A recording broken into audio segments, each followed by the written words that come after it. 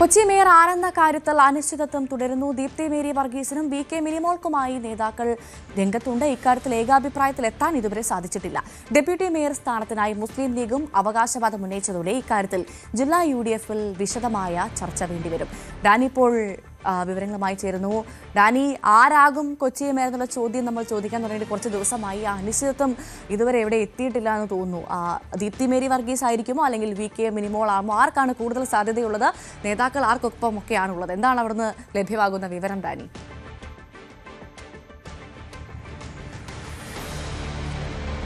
ഭവ്യ, ഇക്കാര്യത്തിലുള്ള ചർച്ചകൾ തുടരുന്നു എന്ന് പറഞ്ഞാൽ അനിശ്ചിതത്വം നിലനിൽക്കുന്നു എന്ന് തന്നെയാണ്. കാരണം എവിടേക്കും ഒരു പേരിലേക്കും എത്താനായിട്ട് ഇതുവരെയും സാധിച്ചിട്ടില്ല. നേതാക്കളുടെ ഒരു ചർച്ചകൾ തുടങ്ങി വെച്ചിട്ടില്ല എന്ന് അവർ പറയുമ്പോൾ പോലും അനൌദ്യോഗികമായി പല ദിക്കിലും പല രീതിയിലും ചർച്ചകൾ മുന്നോട്ട് പോകുന്നുണ്ട്.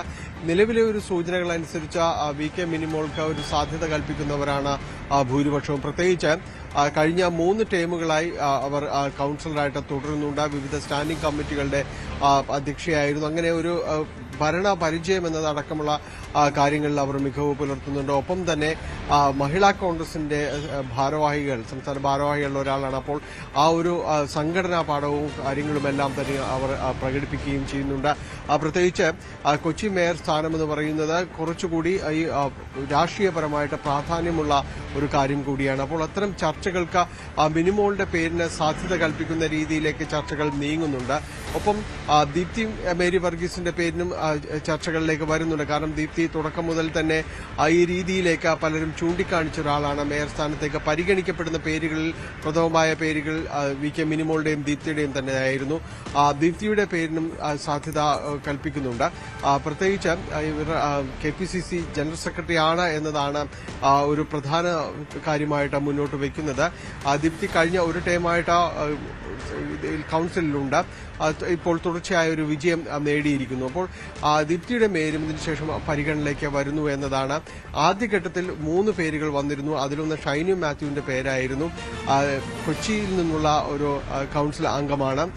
ഒരു ടൈം ആയിരുന്ന സമയത്ത് ആദ്യം തെരഞ്ഞെടുക്കപ്പെട്ടിരുന്ന ആ ഒരു സമയത്ത് മേയർ സ്ഥാനത്തേക്ക് അന്ന് മേയറായിരുന്ന സൗമിനി ജെയിനൊപ്പം പരിഗണിച്ചിരുന്ന ഒരു പേരായിരുന്നു.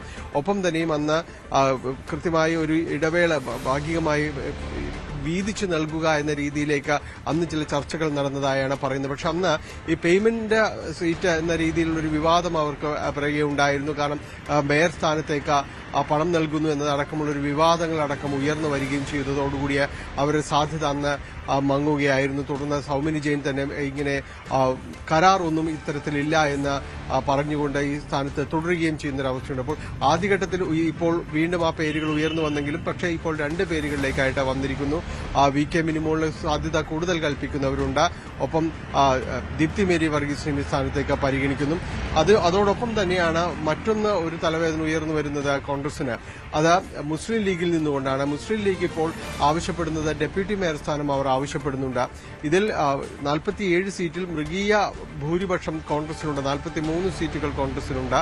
3 സീറ്റുകൾ മാത്രമാണ് UDF സംവിധാനത്തിൽ നിന്നുകൊണ്ട് മുസ്ലിം ലീഗിനെ ക്ലെയിം ചെയ്യാനുള്ളത്. പക്ഷേ അവർ പറയുന്നത് ഒരു മുന്നണി സംവിധാനമാകുമ്പോൾ അതിന് മുന്നണി മര്യാദകൾ പാലിക്കപ്പെടേണ്ടതുണ്ട്. അതുകൊണ്ട് ഡെപ്യൂട്ടി മേയർ സ്ഥാനം തങ്ങൾ ഔദ്യോഗികമായി ആവശ്യപ്പെടുമെന്നാണ് അവർ പറയുന്നത്. അങ്ങനെയാകുമ്പോൾ ഡാനി, ഇത്തരത്തിൽ ഡെപ്യൂട്ടി മേയർ സ്ഥാനത്തിനായി മുസ്ലിം ലീഗ് കൂടി രംഗത്തെത്തുന്ന സാഹചര്യം ഉണ്ടാവുകയാണെങ്കിൽ, അവകാശവാദം ഉന്നയിക്കുകയാണെങ്കിൽ, മുന്നണി മര്യാദ പാലിക്കണമെന്ന് പറയുകയാണെങ്കിൽ സ്വാഭാവികമായും അത്ര പെട്ടെന്നൊന്നും ഈ വിഷയം, ഈ അനിശ്ചിതത്വം അങ്ങ് സോൾവ് ആകുമെന്ന് പ്രതീക്ഷിക്കേണ്ട അല്ലേ? കുറച്ച് ബുദ്ധിമുട്ടാണ് ഭവ്യ. കാരണം എന്ന് വെച്ചാൽ ഈ രീതിയിലേക്ക് ഒരു അവകാശവാദവുമായിട്ട് മുന്നോട്ട് വരികയാണെങ്കിൽ അത് ചർച്ചകളിലേക്ക് പിന്നെയും നീളാം. അല്ലെങ്കിൽ പിന്നെ അത് ഈ സ്റ്റാൻഡിംഗ് കമ്മിറ്റി ചെയർമാൻ സ്ഥാനം, സ്ഥിരം അധ്യക്ഷൻ എന്ന രീതിയിലെല്ലാം തന്നെ പദവികൾ കൊടുത്തുകൊണ്ട് ഒതുക്കുക എന്നതാണ് നിലവിൽ വരുന്ന ചില സമ്പ്രദായങ്ങൾ എന്നെല്ലാം തന്നെ പറയുന്നത്. നേരത്തെയും കോൺഗ്രസിന് ഭൂരിപക്ഷമുണ്ടായിരുന്ന കഴിഞ്ഞ 2 ടേമുകളിലെല്ലാം തന്നെയും കോൺഗ്രസ് തന്നെയായിരുന്നു ഡെപ്യൂട്ടി മേയർ സ്ഥാനം കൂടി എടുത്തിരുന്നത്. പക്ഷേ ഇപ്പോൾ എന്തുകൊണ്ടോ ഡെപ്യൂട്ടി മേയർ സ്ഥാനം ഇപ്പോൾ ആവശ്യപ്പെടുന്നുണ്ട്, ലീഗ് ആവശ്യപ്പെടുന്നുണ്ട്.